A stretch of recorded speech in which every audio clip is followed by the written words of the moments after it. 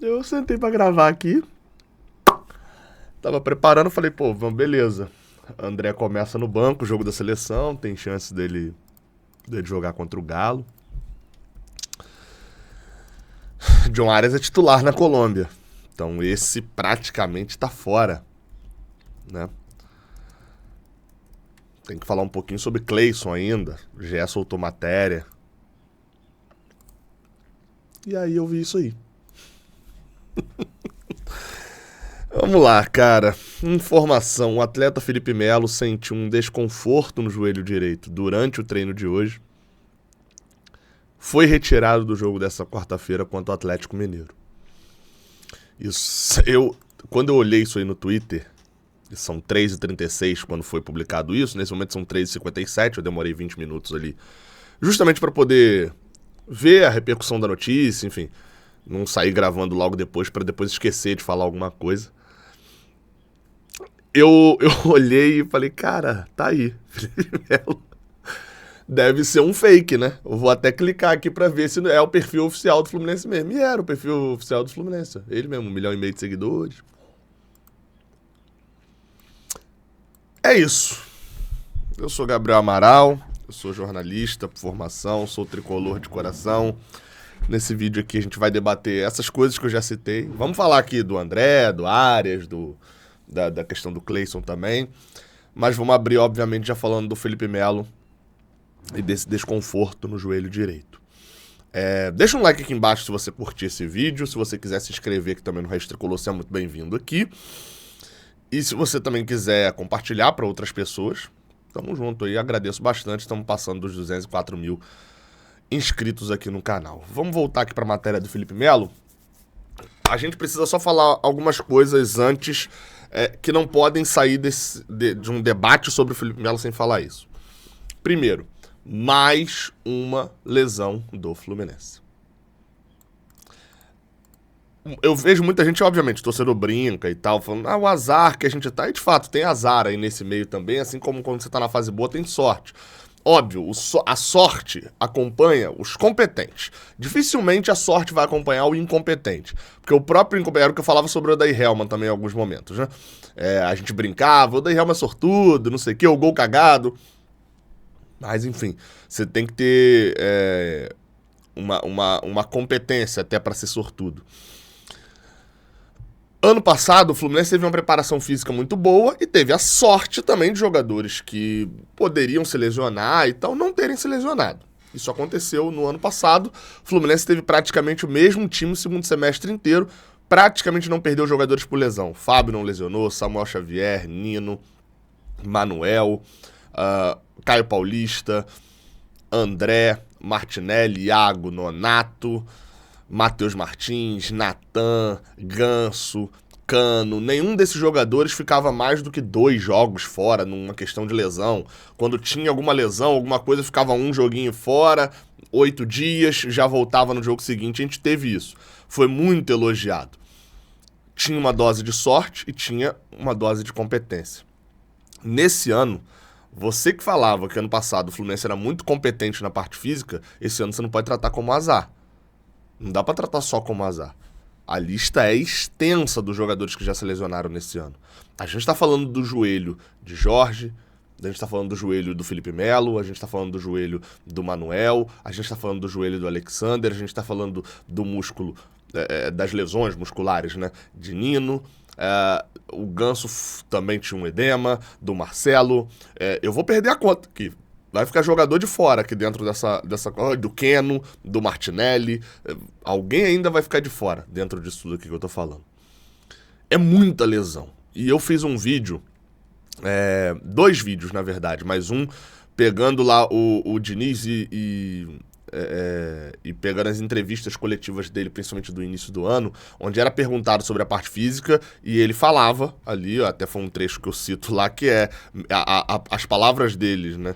Em outras palavras, queriam dizer, pela árvore, pelo fruto você conhece a árvore. Não tem jogador quase nenhum se lesionando, a gente tá fisicamente melhor, os nossos jogadores chegam no segundo tempo e chegam rendendo e tal, então isso prova que não tem problema físico. Então agora tá provado que tem. Então, eu fiz esse vídeo falando isso lá e mostrando esses problemas. E, infelizmente, eu não vou estar em Volta Redonda nessa quarta-feira.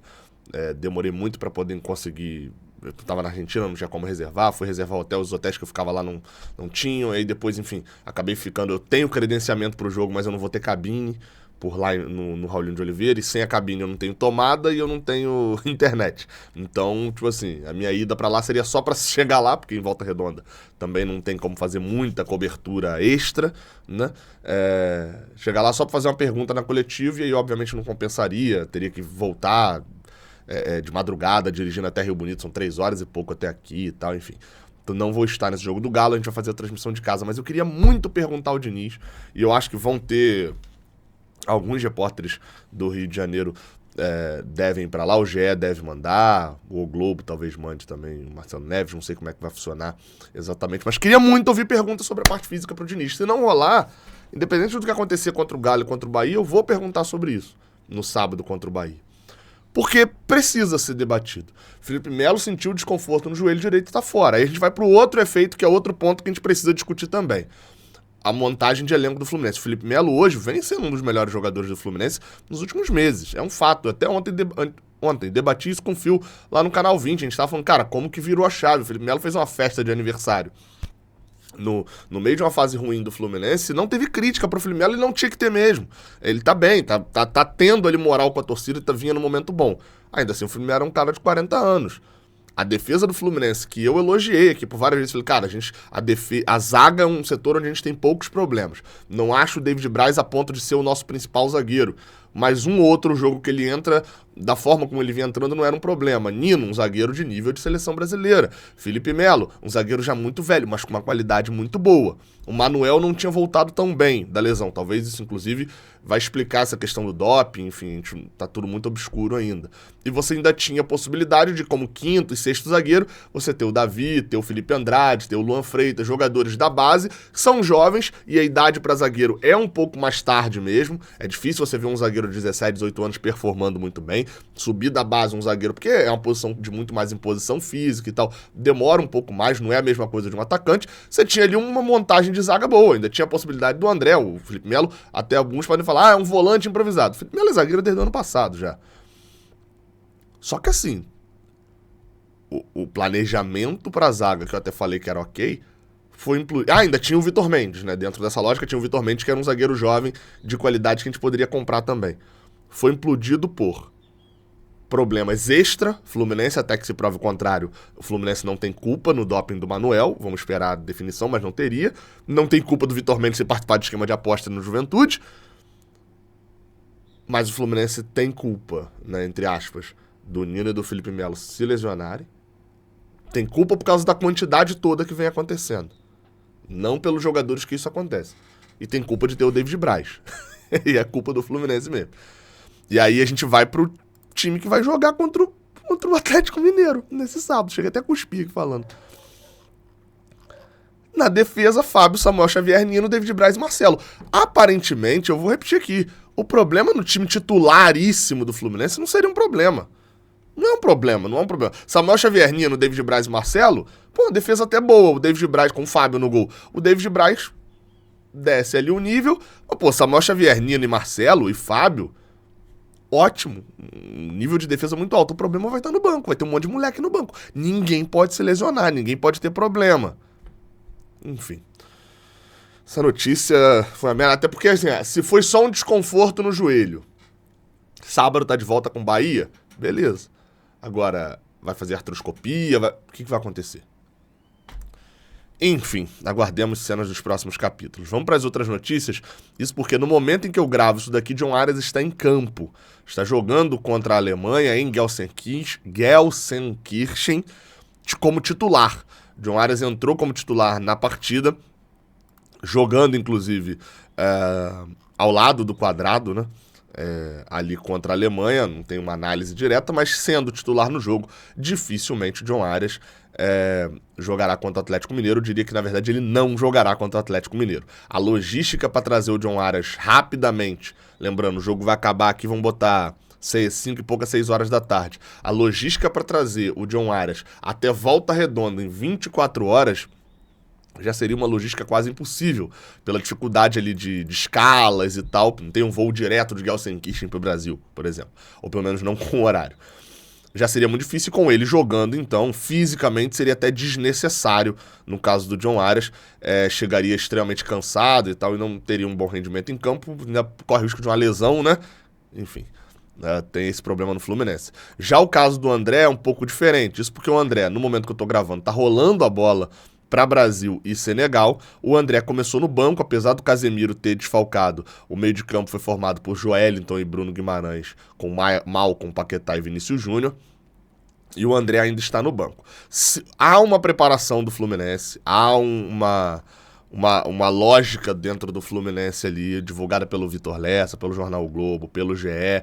Há uma preparação para trazer o cara o mais rápido possível, trazer o André. Lembrando que o Brasil está jogando contra Senegal e o jogo é em Portugal. É um pouco mais fácil, né? O jogo é em Lisboa e é um pouco mais fácil para você trazer o jogador para o Brasil. Ele chegaria na manhã da quarta-feira, mais cansado, né? Mesmo que não jogue, você tem o cansaço ali da viagem à noite e tal. E ainda faria uma questão de recuperação e de um teste físico para saber se teria condição de jogo ou não. Isso, obviamente, considerando que o André não jogue muitos minutos, né, na partida. Se ele jogar o segundo tempo inteiro, quanto mais tempo ele jogar pela seleção, menor a chance dele jogar contra o Galo. Internamente dentro do Fluminense trabalham com a lógica de que André vai pro jogo, Arias não joga, e o André vai pro jogo contra o Galo, mas provavelmente não como titular, indo como opção para um segundo tempo, para jogar menos minutos. Seria útil, tá? Porque sem John Arias e sem André, o time do Fluminense teria Fábio, Samuel Xavier, Nino, David Braz e Marcelo, Martinelli, Lima, Ganso, Keno, Lele e Cano. O time titular, vou repetir, o time titular não é um absurdo. Martinelli, Lima e Ganso, Keno, Lele e Germancano. Você olha esse time titular, você fala, pô, não é um absurdo, né? Não é, pô, não é. Não é o time pra ser campeão brasileiro, mas não é um absurdo. O problema é que no banco você vai ter 95% de moleques que pouco foram testados e nos testes que tiveram pouco renderam. Thiago Santos, não sei, o Diogo Barbosa ainda não pode jogar, Guga. Você vai ter alguns jogadores que não brilham os nossos olhos quando eles entram em campo, não. Então pode ser que tenha esse problema aí também pro Fluminense amanhã. É bem provável, inclusive, que tenha. O André deve ficar no banco. Para poder fechar, uma matéria do GE. Globo, o Fluminense paralisa a negociação com o Cleison em meio à polêmica. Eu trouxe isso na informação do vídeo de manhã. O Vitor Lessa já tinha divulgado essa questão da paralisação, mas trouxe alguns detalhes aqui, a matéria do Davi Barros, do Gustavo Garcia e do Thiago Lima. A matéria diz que o atacante foi um pedido do Diniz, mas a diretoria avaliou o impacto da contratação pelo clube e pode melar o negócio. O negócio, a gente meio que já sabe, o negócio já foi melado, né?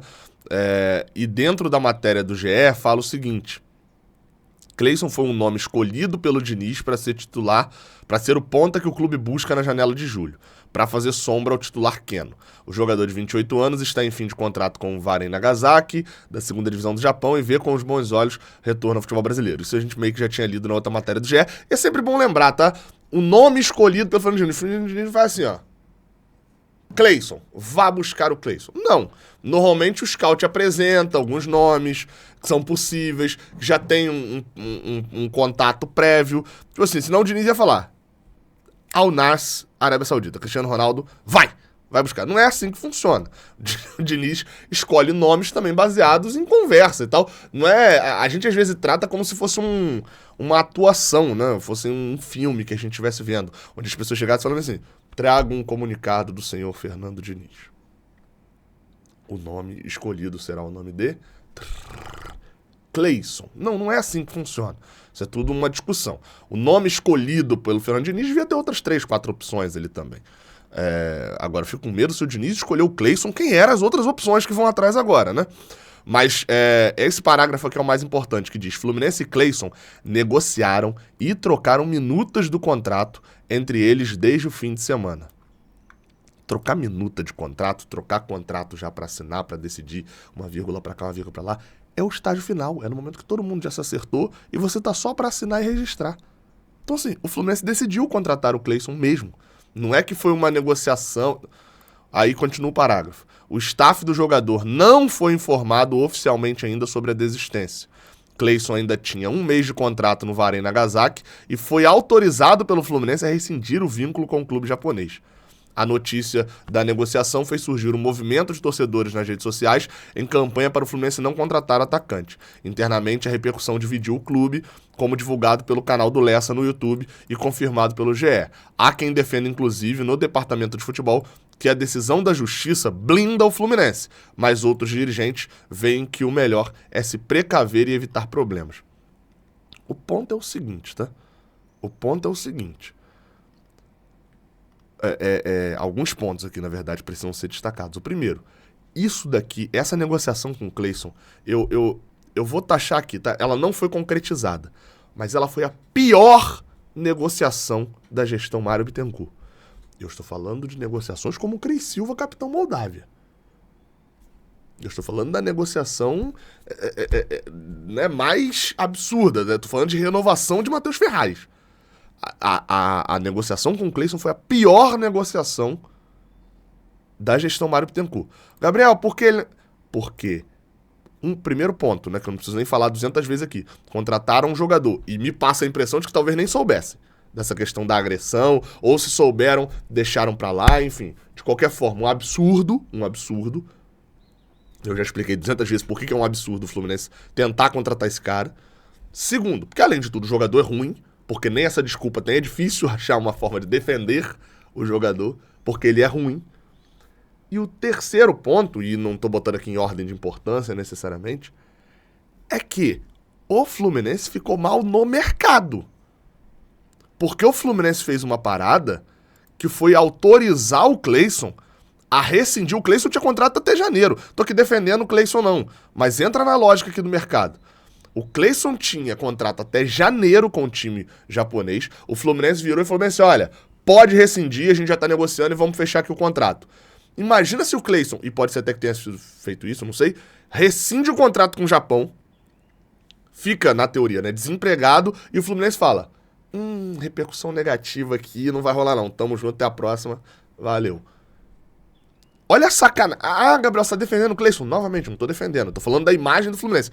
Eu, empresário aqui do jogador X, tô do lado olhando e falando, eu não negocio com o Fluminense não. Os malucos negociaram, sabiam de tudo que aconteceu, a torcida continuou reclamando e eles cancelaram o negócio. Que imagem é essa que o Fluminense quer ter no mercado?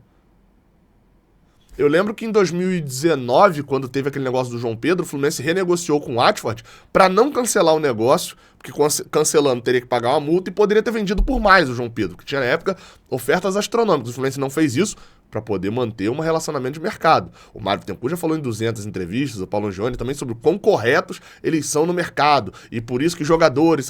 Beleza, é uma escolha, você não quer ser o cara... que atravessa a negociação, o cara... Beleza. Mas ficou com essa imagem. A imagem do Fluminense ficou arranhada de 3 formas. Primeiro, jogador horroroso. O Fluminense quer um jogador ruim. A imagem já tá arranhada. Mas isso aí é ok, né? Avaliações. Segunda coisa, o Fluminense estava contratando um jogador, escolheu contratar um jogador que foi, teve uma decisão judicial no mínimo estranha, né? Uma situação estranha sobre agressão à mulher. Não ficou muito...